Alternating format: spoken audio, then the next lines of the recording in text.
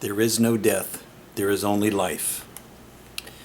Chapter 4, Jesus' description of life after death. Jesus of Nazareth was brilliant, and not only his message, but his techniques of communication were quantum leaps beyond anything that had been seen to date. Jesus was also obviously literate, as the recounting of his writings in the sand and his reading of the sacred texts in the temple demonstrate.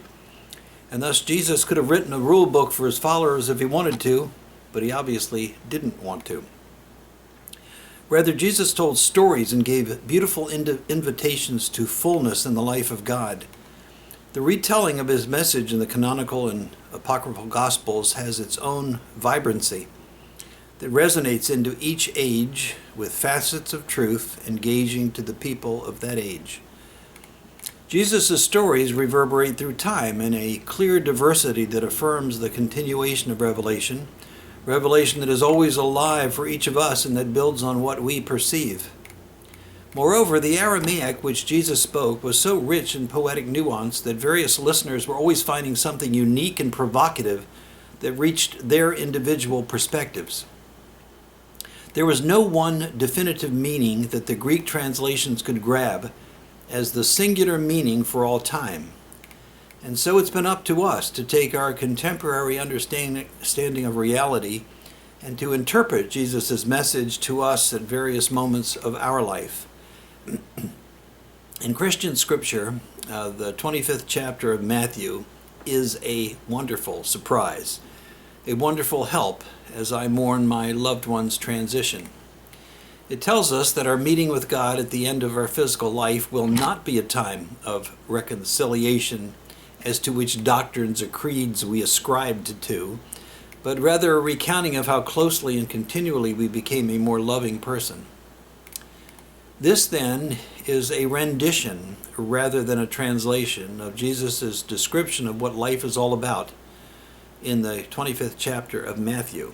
Jesus' revelation of what life and so death is all about, as seen in the scientific contemporary revelation. And this is Jesus speaking to the people of his time, and now speaking to you. When the time comes that the world has fully unfolded into all the now largely hidden attributes of God, the Christ consciousness, which is the seed of divinity, the life of God that is in me, and that is the blossoming power of the universe, will be so evident that the angel spirits who inhabit the unseen life of God's other side will join all the spirit souls who had inhabited the earth in a magnificent recognition of the glory of God inherent in all that is. Then this Christ consciousness that has been brought to fruition first in me, says Jesus, the Christ consciousness that will have then borne itself fully out into all sentient creation, will reveal the intricate results of each human person's myriad choices throughout time. This recognition will be a blinding self-sorting that will automatically reveal the blazing pervasiveness of God's love for all that God has poured God's self out to be. As the shepherd divides the sheep from the goats, so will the intricacies of God's manifestations, the limitless gradations of each person's choices, experiences, and memories, reveal the fulfillment of the outpouring of God's most magnificent blessings to God's most beloved creation.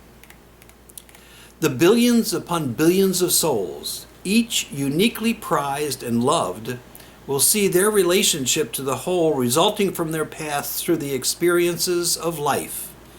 Each will see to what extent they had been like the sheep, which is meek and followers, or like the goat, which is determined and bullheaded at various times in their lives.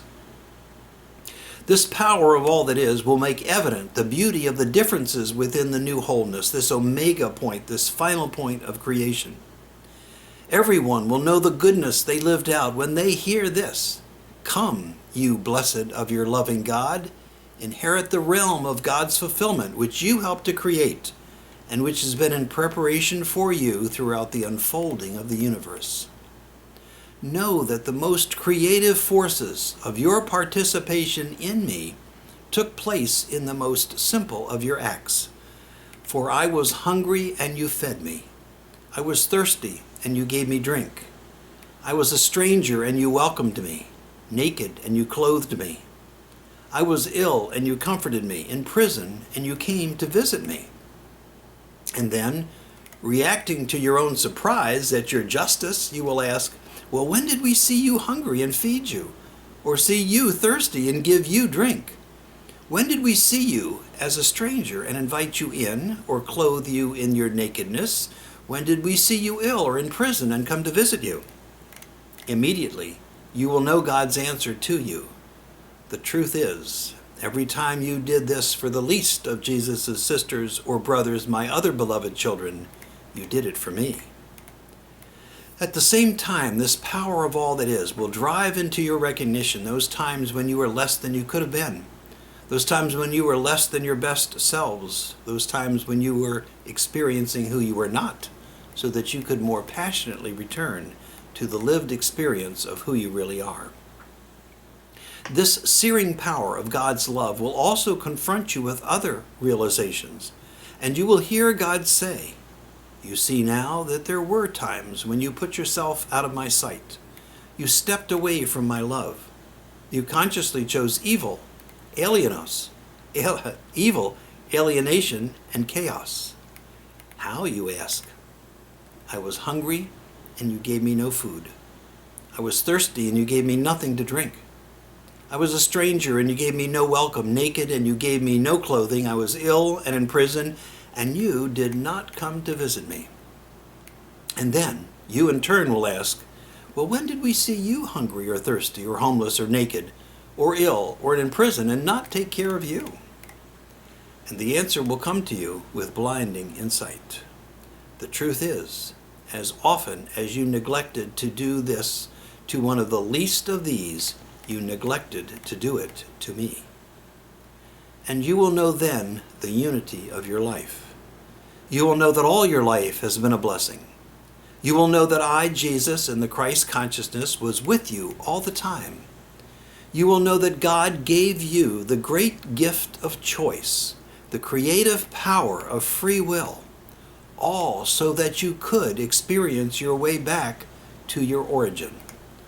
All so that you could create and live out your unique expression of God. You will know that it was God who started you out, God who set you on your path, God who wanted you to not just know that you are an individuation of God's own self, but to passionately experience the brilliance of that reality. And so then, at that time of your glorious graduation, you will fully flourish as the part you are of the stupendous totality that is me. And so now, at this time of her glorious graduation, my beloved does experience the fullness of who she is, of her graduation and of her participation in the fullness and the beauty and the joy that is God.